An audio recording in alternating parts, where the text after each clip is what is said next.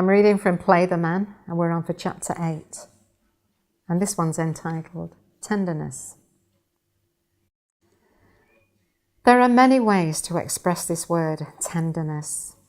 Not rough or hard, easily touched or entreated, solicitous, considerate, loving, affectionate, forgiving, not listening to a person's heated words, but hearing the cry of the heart. When a newborn baby cries, keeping you awake night after night, you don't yell and tell it to shut up. No, you pick the baby up with tenderness for fear of hurting it, knowing that it has not yet learned to communicate, and this is the only way it can let you know it has a need.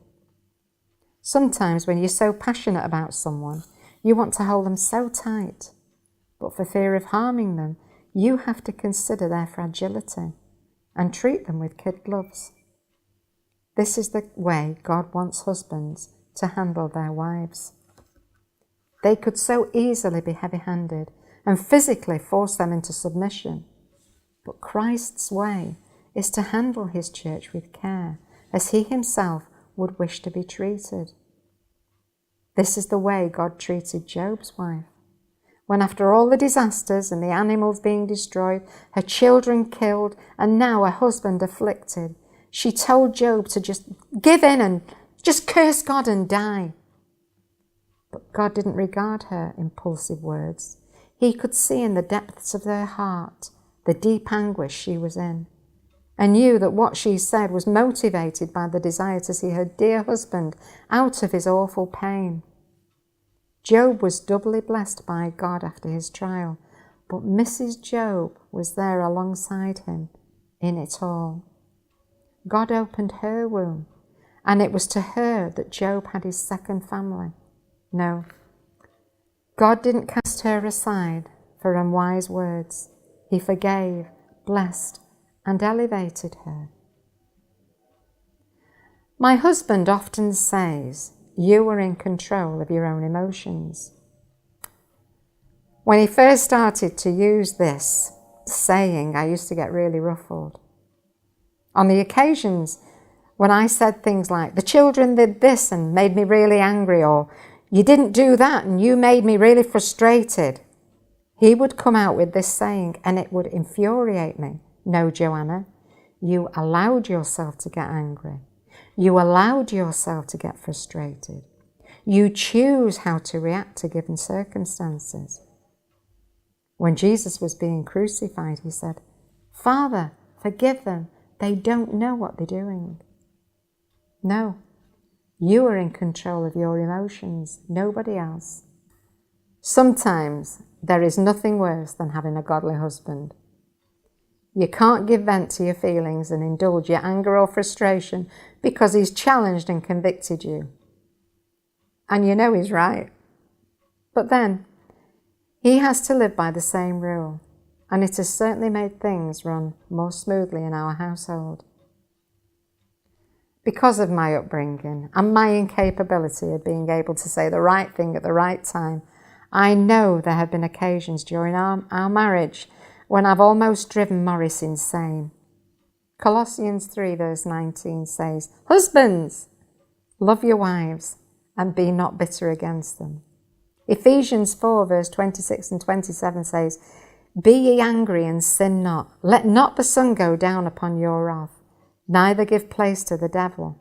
And verse 32 says, Be ye kind to one another, tender-hearted, forgiving one another, even as God for Christ's sake has forgiven you. All these scriptures are saying the same thing, that you shouldn't let anger and lack of forgiveness get the better of you.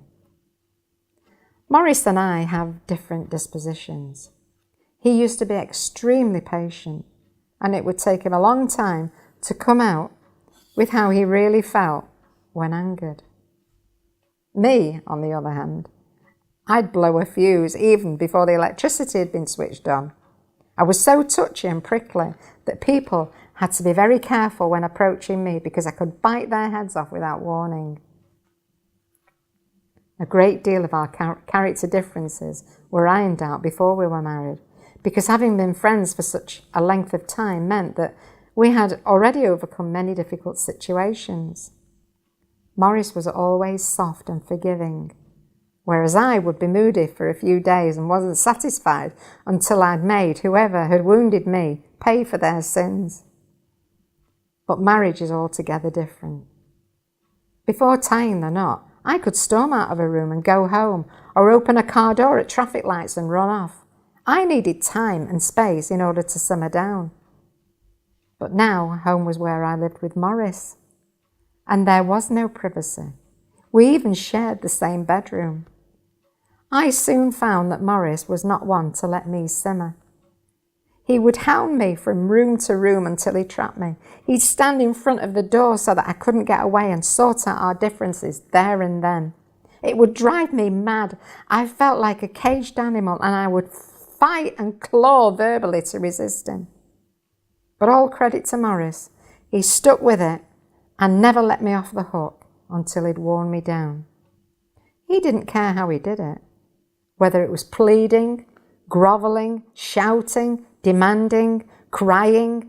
He tried the whole lot until it achieved his objective. Sometimes it'd take hours, literally, and I would be so worn out and tired at the end of our session that I'd say anything he wanted just so that I could get out of that trapped environment. But if he detected that there was still a trace of hardness in me and I was just saying words, he'd carry on until I'd submitted in heart, which usually ended up with me crying. But that was all right. At this point, he'd take me in his arms and soothe my pain, and only then would we have a prayer together. After a few sessions like this, even a person with a character like mine can get the message. Why lose sleep? It was sometimes 3 or 4 o'clock in the morning before we'd ironed out our differences, and I would be absolutely shattered. Give in sooner. Even I could learn that. And now we don't have the problem because he's trained up his wife in the way she should go, so that when she's old, she won't depart from it. And that's my paraphrase from Proverbs chapter 22, verse 6. I know a young woman, the wife of one of the guys who used to be in our music group, who at 26 years of age had never heard her mother and father talk to each other. They lived in the same house, ate at the same meal table, but whenever they wanted to communicate, they would either talk through their daughter or pass notes to each other. What caused this? Probably something very insignificant, to which they both reacted badly, and pride stopped either of them from making up immediately. After sleeping on their problem, they were probably waiting for the other person to make the first move, and when it didn't come, pride continued to prevent them from forgetting their hurt. As neither of them made the first move, their lack of forgiveness carried on for the next 20 years or more. Even though to all outward appearances they were married, in actual fact, they were divorced already in God's eyes and had condemned themselves to a living hell. Staying together and working difficult situations through has altered us in so many ways. For one thing, Maurice is not quite so patient anymore. He's come more my way. But then, neither am I so volatile. God has managed somehow to calm my spirit so that I'm not living at high dough all the time. He doesn't chase after me now. But then I don't hold grudges and go into moods.